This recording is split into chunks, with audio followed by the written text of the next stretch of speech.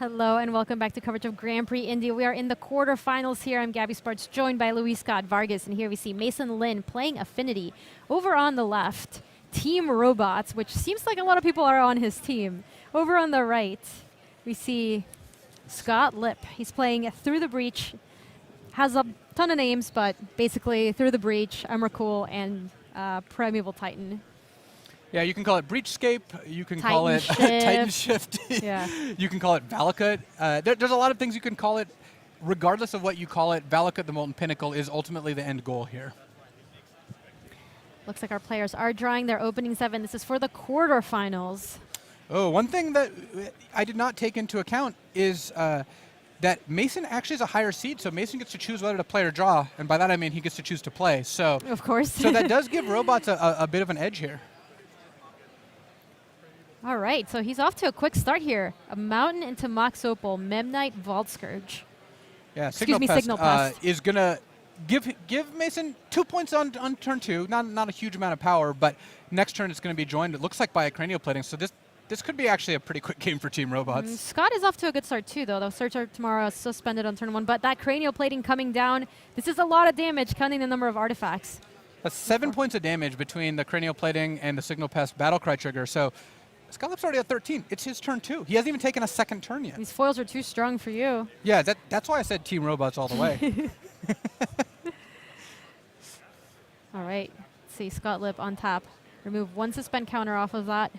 Search for tomorrow, and he's going to have to string something together quickly here. He will be very dead to these robots if he doesn't find... He has things like Anger of the Gods, but he's at 12 life. Yeah, Scott needs to find an Anger or a Lightning Bolt very quickly, or that cranial plating is just going to take giant chunks out of his life total.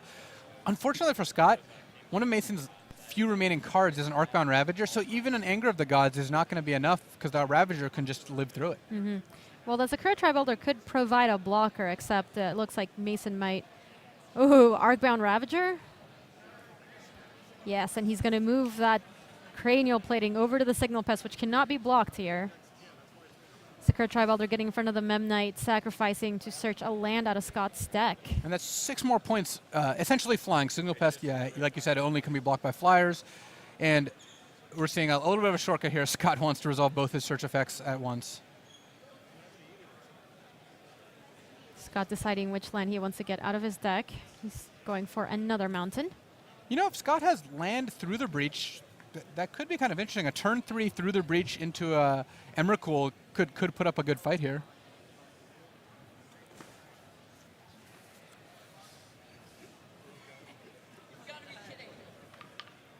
As Breachscape Titan Shift Valakut is under a lot of pressure from that cranial plating. Turn 2 cranial plating equip on the play. I mean, that's why you play Affinity. It just draws like this. Let's take a look. Big draw step for Scott. He does not an Anger of the Gods, and he does not have one in hand either. No, and thanks to that Ravager, Mason's even pretty resilient to Anger. He just has a draw that covers most of the angles. Scott could Summoner's Pact and play an Obstinate Baloth here, it looks like, but he doesn't have 6 mana for a Primeval Titan. It's not even clear Primeval Titan would be enough. And Obstinate Baloth might buy him a turn, but then he has to pay for the Summoner's Pact. So the card Scott's missing is Elvish Spirit Guide, which is not legal in this format because he could Summoner's Pact for it in order to play a Titan here on turn 3. But that's not a card I expect to be reprinted anytime soon. Yeah, because remember, because of Scott's search for Mara and Sakura Tribe Elder, it looks like he is going to go for that Obstinate Baloth play. Okay, so it looks like Summoner's Pact will get that Obstinate Baloth back in hand. Gonna gain him some life. He does have a land he can fetch. He's gonna get second green here for that Obstinate Baloth.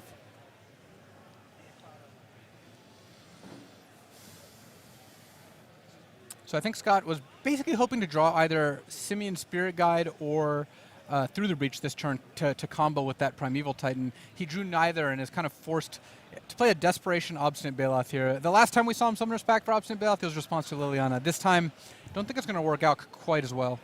So Obstinate Baloth coming down for Scott.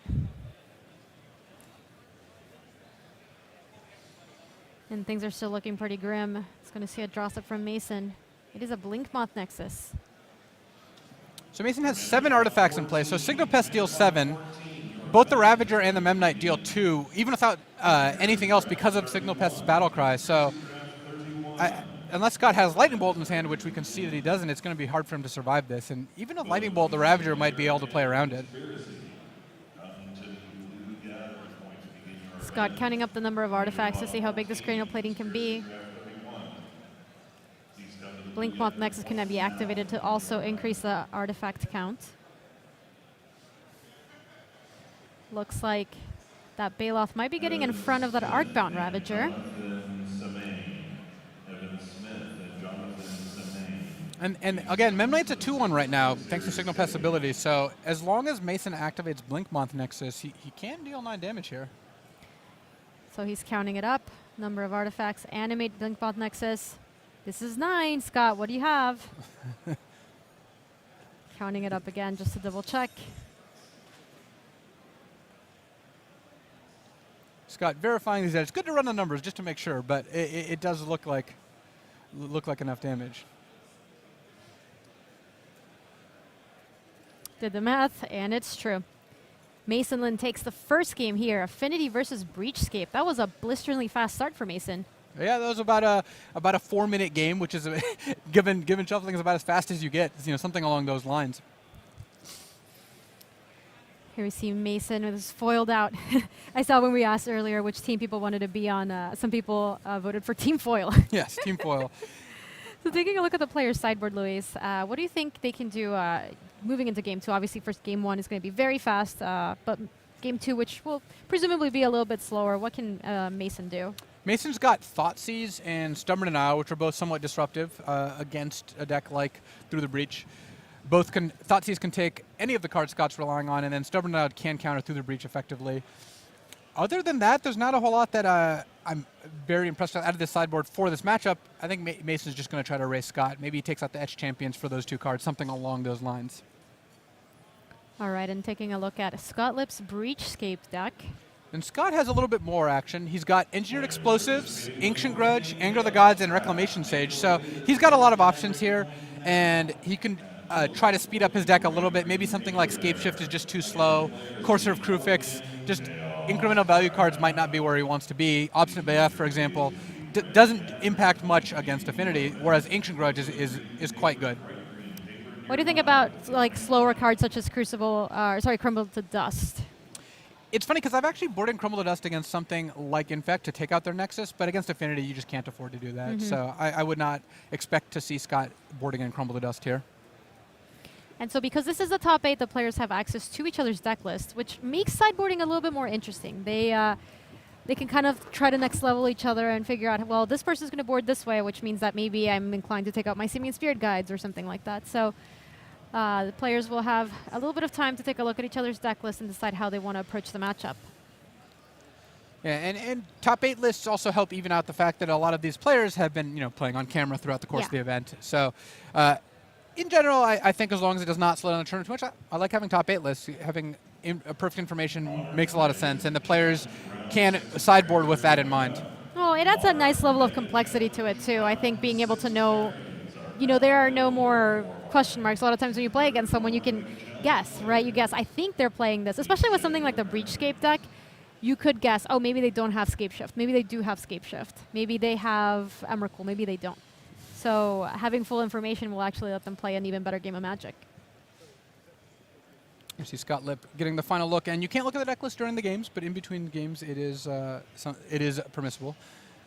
It's going to be on the play here, and maybe try to assemble like a turn 3 or 4 Through the Breach. He got pretty close last game. He was missing just one key component, either a Through the Breach or a Simian Spirit Guide, and had he had one of those cards, he could have actually had a Primeval Titan in play on turn 3. The one thing we're missing from this overlay is we're not noting which cards are foil, but I believe Mason has his entire deck foiled out, but we need to actually verify that every single sideboard card's foiled out because, for completeness sake. For completeness sake? Otherwise, why would you get on team foil? Yeah, I mean, you can't be team foil unless you have like all foil deck. It's kind of flavorful that it's all foiled out, and this is also a robots deck. Yeah, that's true. Robots nice are shinier. Shiny. Yes. Quarterfinals, who will win? Let us know on Twitter. You can vote on the Twitter poll. Looks like 60% of people think that Scott Lipp is going to win, but currently Mason Linne is up a game. Well, Mason's certainly the favorite, being up a game, as it turns out. But there's still plenty of Magic to be played, and both these decks are capable of explosive draws. If Mason's draw was a touch slower, Scott might have been able to pull it out. He had a turn 4 Primeval Titan. That's generally a pretty good start. Moderns of turn 4 format, that seems like a very reasonable time window and time frame to kill your opponent. But yes, Mason was off to a very fast start. And I think that this top 8 is going to be a pretty fast one. Just the decks we're looking at are quite fast. Mason Linne up a game here.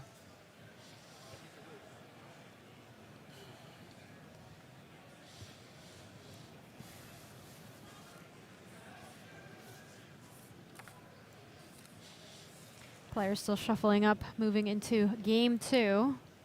We'll be bringing you updates of what's going on in the other quarterfinal matches as well.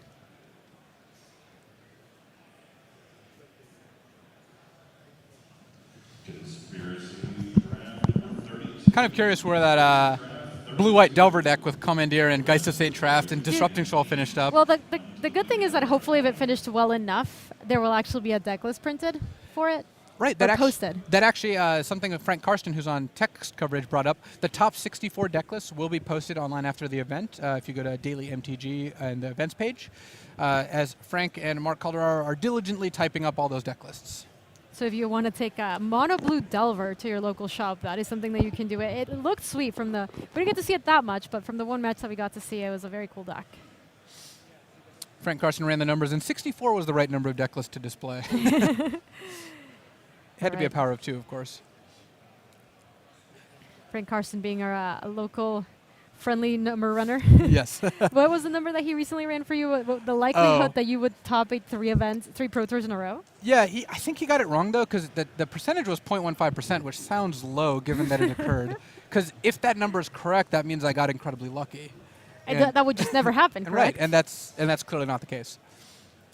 Is that 3 Mox Opals in Mason's hand? I think it is. Wow, we might see a sweet hand, because Mox Opals do chain into each other kind of nicely.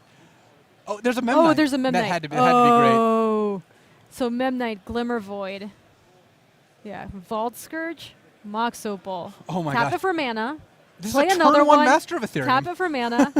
Oh, play no, a he's Steel Overseer. Okay, he's running the Steel Overseer turn 1, but wow. I think he had the option of playing turn 1 Master. The Steel Overseer actually seems better to do, but it is pretty awesome that was one of the lines Mason could have. That was insane. I mean, this is why you play Affinity.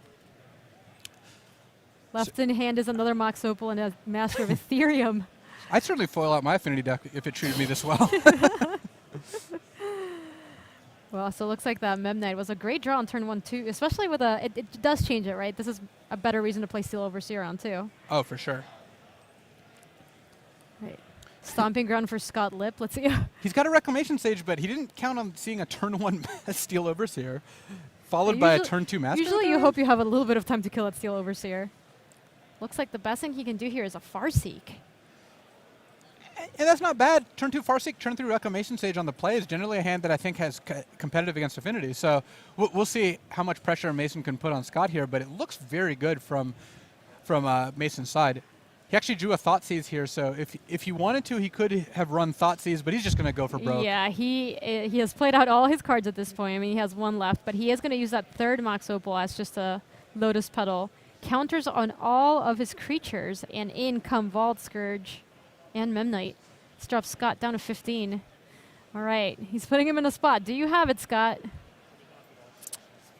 Well, he came over for 6 there, so we'll see how the life totals end up. But I think Scott should be a few points lower.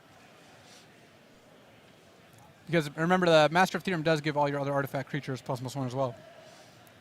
So what would happen if Scott had anger here? Would that even? I mean, it would kill Steel Overseer. I guess it would. No, it would kill everything. Anger would be great. But let's hope Mason is not tempting fate here and angering the gods. Well, I think at some point you put your opponent on, do you have it or not? And I think that's what he's doing right here. Like, he's going for broke, and I mean, he's going to finish this game in a second if he doesn't have anger, and Scott doesn't. No, Scott's got the Reclamation Sage. I think Mason can breathe for a second there when that happened. Actually, Lightning Bolt to take down that Steel Overseer is pretty good. Wow, that was actually a great turn for Scott. It actually puts Scott in a pretty decent shape. Looks like we've got the life total updated here, but Scott now he's kind of stabilized. The Vault Scourge is still coming in for 2. The Memnite can at best trade for the Reclamation Sage. And Scott has handled Mason's incredibly fast draw quite well. Mason is able to take the Primeval Titan from Scott's hand with a Thoughtseize, though, and that was the last meaningful card in Scott's hand. So Scott right now with only 1 land in hand. Well, the good thing for Scott, though, is he does have a Valakut, so he's only a couple lands away from just drawing a bunch of free lightning bolts. So it's possible that if Scott draws spells, he might draw like a Titan or another artifact removal spells. And if he draws lands, he might be able to kill that Vault Scourge with Valakut sooner rather than later. Blinkmoth Nexus is the land for this turn for Mason. We're going to see a pass back to Scott. Another mountain, getting closer with that Valakut. All right, so Scott going to tutor any green creature out of his deck, and he's going to choose Primeval Titan. That Summoner's Pact is looking very good. And now with 5 mountains already in play, he can get a Valakut and another mountain and immediately get 2 Valakut triggers. Wow. And this incredibly fast start for Mason is falling apart as that Primeval Titan takes care of the very last robot. So even though Scott has to pay for a Summoner's Pact next turn, that Primeval Titan attacking will lead to 4 more Valakut triggers, and that's going to be very difficult for Mason to survive. It looks like Blinkmoth Nexus is getting it, and that's all that Mason's going to do. His draw was an Inkmoth Nexus, which is also down on the battlefield now. Scott remembering to pay for his pact, double checking that he's paying the correct colors. Seems pretty smart to pay for your pact in this situation, or in basically any situation. I guess unless you have Angel's Grace. And Scott, he also has 2 lands in hand, so he can get like Valakut. If he gets Valakut in a mountain, he does 3 triggers now. If he just gets 2 Valakuts, he does 4 triggers now, plus 2, 6 Valakut triggers, plus the Primeval Titan. That's 24 damage right there. I think we're going to see a game 3 after 2 insanely fast There starts. it is. Those were 2 insanely fast games, but Scott Lipp takes this game, pushing it to a game 3. You can see him breathing a sigh of relief right there. It looked like he wasn't going to be able to come back. That was such an incredibly fast start for Mason. Yeah, both players in that game had incredibly good draws. In fact, Scott had a great draw in game 1 as well. So we've seen the battle of great draws, and the player on the play win both games so far.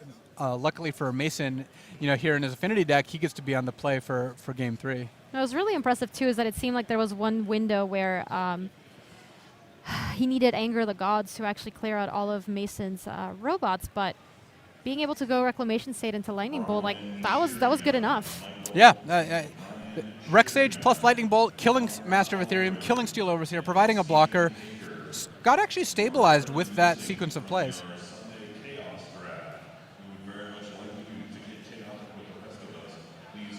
Well, moving into game 3, Mason gets to choose to be on the play. How relevant do you think that's going to be here? Given how fast these decks are, I mean, again, the fewer the number of turns in a given game, the more important being on a play is, because it just accounts for such a larger percentage of the game. And in this particular case, these decks are both, well, they don't normally goldfish this fast, I don't think, but both these decks are showing these like incredibly fast draws. So we'll see if Mason is able to convert his being on the play. Scott may try to break serve here. I mean, if he draws Simian Spirit Guide or Ancient Grudge, those are like 2 cards that can get him out from behind on the draw. But a normal hand of like Through the Breach into Titan on turn 4 appears to not be fast enough. It's funny that we had this game where Mox Opal was incredibly busted. Yeah. Because one of the things that you were talking about earlier in the tournament, one of the factor fictions is whether or not it would be appropriate to ban Mox Opal. And I think we both ended up on the side of we should not, but in that game we actually got to see how powerful it really is. Yeah, I'm still fine with Mox Opal existing in this format, but games like that, they do make me a little suspicious. Mason had access to 4 mana on turn 1. Yes. I mean, you don't normally draw 3 Mox Opals, but still quite powerful. Imagine if Mason had drawn an Arcbound Ravager so he could eat the Mox Opals instead of having to just sacrifice them to the Legend rule. That would have been interesting.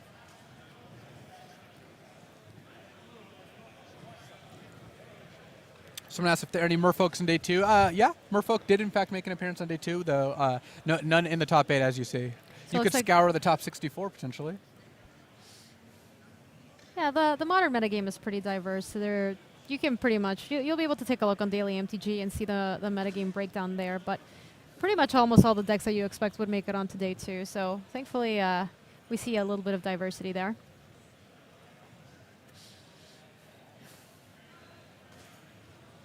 Scott on the right there, a member of Team East West Bowl, he played all the Pro Tours last year, and in fact recently had acquired a number of GP top 8s. He's just adding to the mix here, so it's a good start to the season.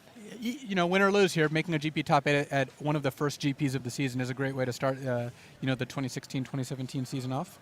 We've got an update from one of our other quarterfinal matches. Rob Pisano wins against Ryan Solov 2-0. Another update that the commentators for this match are Gabby Sparts and Luis Scott Vargas. Well, thank you for the update. That was very useful. It was a timely update, just to make sure we knew where we were at in the tournament. All right. Well, where we are in the tournament is the quarterfinals, moving into Game 3, and Mason Linne gets to be on the play. Can I point out, by the way, that this match has been insanely fast and another match already finished? Yes, you can definitely point that out.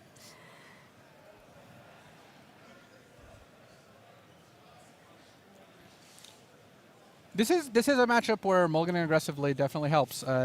These games have lasted somewhere between 4 and 5 turns, and given that, seeing a fresh 6 cards if your hand doesn't have what it takes is important. All right, so Glimmer Void, Springleaf Drum. Mason start not as fast as last game's. Scott's hand looks quite good. He's got Search for Tomorrow, he's got Sakura Tribe Elder, he's got Simian Spirit Guide. He even has Anger of Gods. Does he have the Turn on Ancient Grudge? Oh my god, and he's going to destroy that Glimmer Void in the process too. Mason Linne loses both. And Mason Linne misses a land drop. Wow, you were talking about Ancient Grudge being good here, but it couldn't have been better. The Glimmer Void has to be sacrificed at the end of the turn if Mason doesn't have another artifact, and now Scott has a Search for Tomorrow. No lands, pass back to Scott, and this might be over very soon.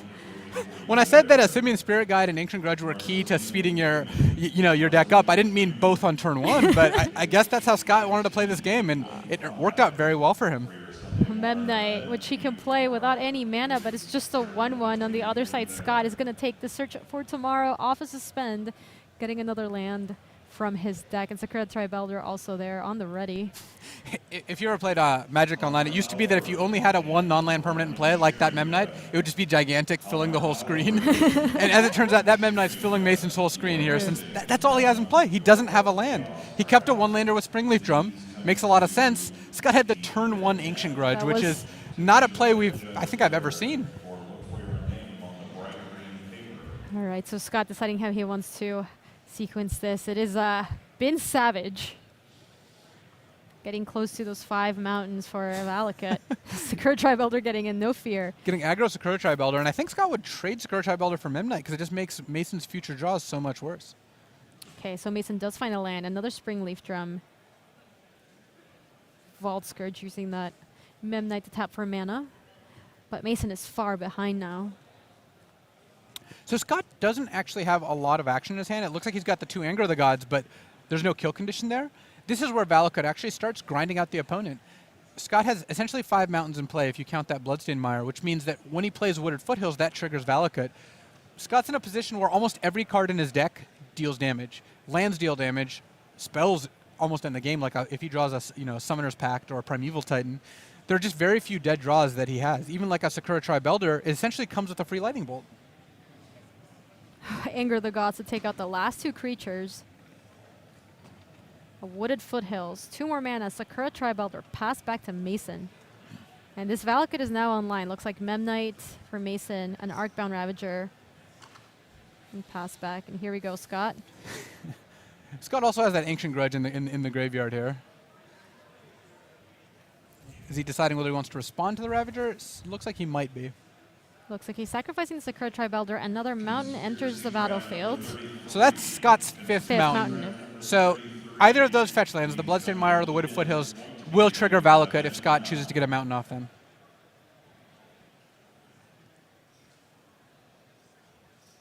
Looks like he isn't sacrificing them quite just yet, but Valakut is now online. 3 mana. A second Anger of the Gods. Yep, away they go. So Scott's options right now, he's got 2 Valakut triggers with lands in play. He's got a mountain in hand that he can play to trigger Valakut, and he's got an Ancient Grudge in his graveyard. So it's going to be a long time before Mason can really seriously threaten Scott, and Scott has a ton of cards in his deck that if he draws them, he wins basically on the spot.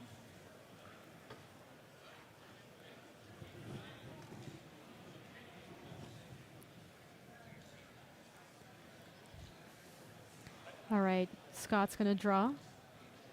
Looks like it's a Through the Breach. We're actually starting to get to the point where Scott has to count how many mountains are in his deck. He's got 6 basic mountains, so he can search out 2 more because he's got 1 in his hand. So Sakura Tribe Elder and Search for Tomorrow, they're not an infinite resource. They eventually will run out. Well, that 1 mountain does take down the Vault Scourge. Mason has a full grip of hands, but no way to deploy any of these threats. Scott playing another mountain, passing.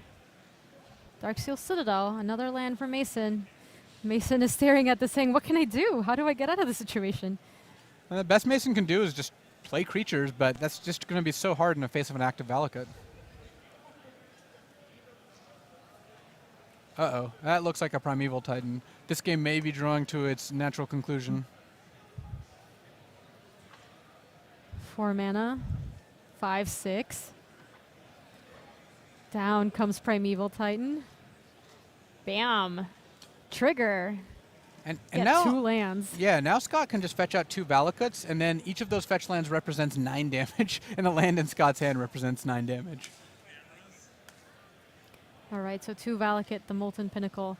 Sacrifice the first Bloodstained Mire. Keep searching, and 3 Valakut triggers about to go on the stack. And Scott won this game on turn 1 Cinderglade. with that Ancient Grudge Simian Spirit Guide play. It's been a long game considering what happened, but it was won in that first turn for sure. Bloodstained Mire getting the 2nd mountain. 3 more Valakut triggers, and that should do it. And there's a handshake. Scott Lipp takes this and moves on to the semifinals.